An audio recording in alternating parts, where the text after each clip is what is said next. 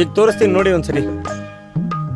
ಏನಿದು ಪರದೇಶದವಳ ತರ ಇದ್ದಾಳೆ. ಹೆಸರು ಪಿಂಕಿ ಸುಬ್ಬಯ್ಯ, ಅಪ್ಪ ಸುಬ್ಬಯ್ಯ. ನಮ್ ಕರ್ನಾಟಕಕ್ಕೆ ಸೇರಿದವ್ರೆ, ನಮ್ ಮಂಡ್ಯದವ್ರೆ. ಗಂಗಾ ಕಾವೇರಿ ಸೇರ್ಬೇಕು ಅಂತ ಹೋರಾಟಕ್ಕೆ ಡೆಲ್ಲಿಗೆ ಬಂದವ್ರು. ಸೇರ್ಸೋದು ಲೇಟ್ ಆಗಿದ್ರಿಂದ ಪಿಂಕಿ ಅವ್ರ ಮಮ್ಮಿ ಜೊತೆ ಲಿಂಕ್ ಆಗ್ಬಿಟ್ರು. ಈಗ ಪಿಂಕಿ ಸುಬ್ಬಯ್ಯ ಮದ್ವೆಗೆ ರೆಡಿ.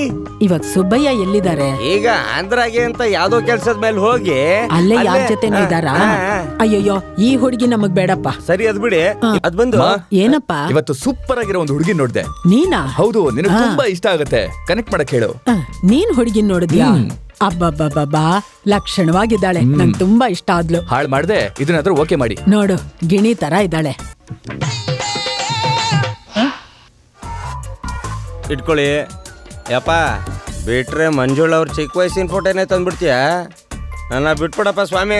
ಎಲ್ಲಿಗೆ ಹೋಗ್ತಿದ್ಯಾ? ಜಯಂತಿ ಅವ್ರಿಗೆ ಹುಷಾರಾಗಿರ ಕೇಳಕ್ ಹೋಗ್ತಿದೀನಿ.